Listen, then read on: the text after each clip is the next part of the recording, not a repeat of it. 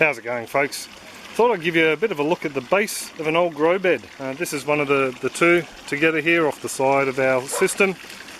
This one here is being decommissioned. I'm cleaning all the clay and it will go into a new grow bed that sits there. I've made a new grow bed out of the base of the old fish tank. This one's had a bit of damage, UV damage to the plastic, and it's become brittle, so I just want to get it out of there. What I'm doing is just want to get the bulk of the solids out, just so some new clean clay goes in to the new grow bed. I'm not too worried about losing the bacteria in the clay, the nitrifying bacteria, mainly because I have the moving bed biofilter going on at the moment and it's been fairly well colonised. And I also have this grow bed over here that's going to stay online, as well as my two new little buckets here, so they seem to be going alright. All the plants have held up in our 42-degree day, what's that, about 106 Fahrenheit. A bit of a look at the base here. As you can see, it's pretty mucky. I've let it settle for a while. I went upstairs and had a coffee, as you do on a nice hot day. But down in the base here we have loads of muck. What I'm basically doing is just cleaning the muck out of the balls, and then the clean balls are going in these, I've got a barrel down there, an old compost barrel. It's got some clean clay and I'm just going to top that one up there. All the roots and all the worms that I find are going down in here. This is just a massive roots from the clay. It's been growing through there. I figured I might as well leave the compost worms in there, and that'll go into the worm farm under the house, and some of it will go back in, some of those worms will go back into the new bed once it's set up here. We had a few problems with this bed, and one of them was water flow. You can probably see a wall of roots just around there. They actually created a bit of a fortress around the inlet. That's where the water was coming in, just there. There was a nice big pool there and a big bank of roots, and what I found was happening was the siphon was initiating and cutting off over in this corner, but once the siphon broke, I still had half a bed of water over there, and over in this corner the same thing. The water was still, level was still up to around about there.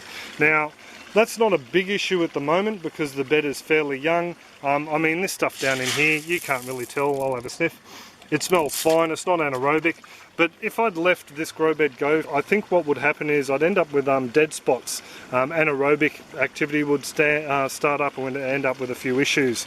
But because I'm moving all these beds around, you know, that's not going to be the case. So with all this muck, a lot of this would be worm castings, and a fair proportion of it would be fish solids as well. I didn't have the radial flow filter on here for the first 12 or so months. It's only been on here for around about 18 months or so. So a lot of these solids would have accumulated before, and some after, of course, with the worms eating the organic matter, and some of the fish solids still makes it through. A radial flow filter doesn't take them all out. And all my systems from now on, I'm pretty much all going to run some sort of solids filtration.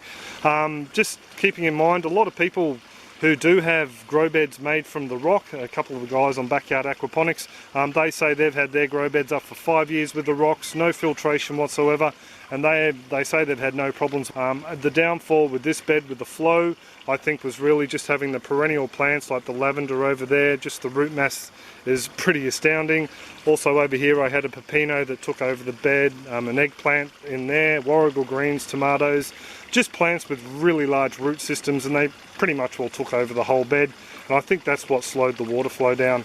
I mean, this bed over here, we've got a whole heap of lettuce and greens. I don't think if you were running crops like those through regularly, you're not going to have an issue with the roots clogging up the beds, because when you pull the plants, you're pulling the roots and all, and only leaving a little bit of the root matter behind. These I was going to say bigelokias, they're not, they're jalapenos.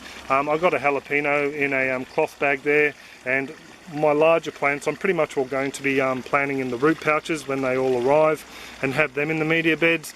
That way they'll still get nutrients flow through the cloth bags, but I'll be able to monitor their roots, pull them out, trim the roots back if they get too invasive, pop them back down, and I'm not going to have that problem with all the roots taking over the beds. Some of you guys out there have been doing it longer, and I probably think I'm a bit crazy for doing that, but that's just what I've decided to do. Some of the other plants like this watercress do have a tendency to create big root mass, so I've been told.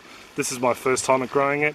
And also too, the kangkong that we intend on planting in here, they'll also go into those root pouches, mainly because I've grown kangkong in this bed in particular, and the root mass was quite massive. It took over a quarter of the bed. I'll just give you a bit of a look at how I'm cleaning this stuff out. I've got a fair bit of water down here. I'm just dragging the clay down in here. Just giving a bit of a swirl around, taking out any of these large bits of roots that I come across, popping them in the root bucket, giving that a bit of a swish.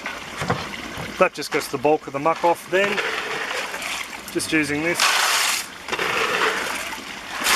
just to add in there. Now all I'm doing is just going through here, picking out any of the roots that are here. Oh, and also the compost worms. Come on, fella. Any of these little compost worms. They're very red in here, I found. So they just all go down into the bucket.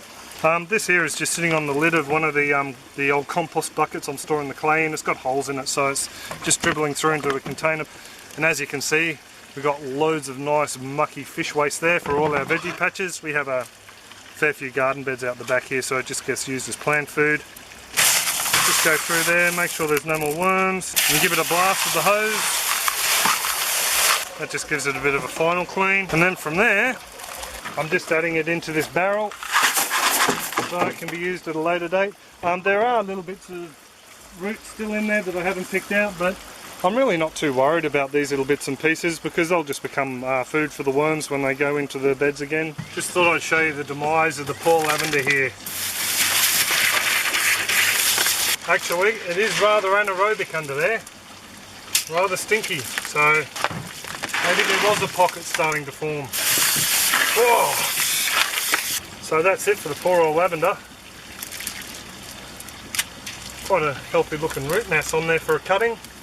So what we're going to do is propagate some more of these guys from the plant in the yard. Be sad to see this one go, but such is.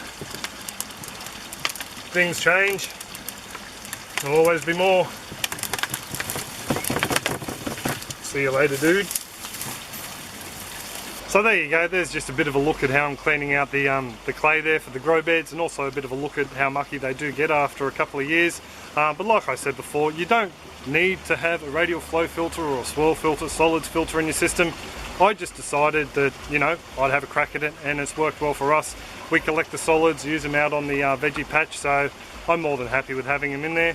As for the roots and the plant selections, yeah, I think I'm pretty much all going to keep with quick crops from now on, just so we don't end up with a big root mass in there. And if I do want to grow something that's a perennial for us, like the capsicum or sweet pepper or the kangkong, what I will be doing is growing them in those root pouches, just so the roots don't invade the bed, a little bit easier to manage. So anyway, I thought I'd just give you a bit of a quick look. I have had people ask about how mucky the beds get and all that, so there's a bit of a look, fellas. If you do have any comments, questions or suggestions, pop them in the comments section below and I'll get back to you.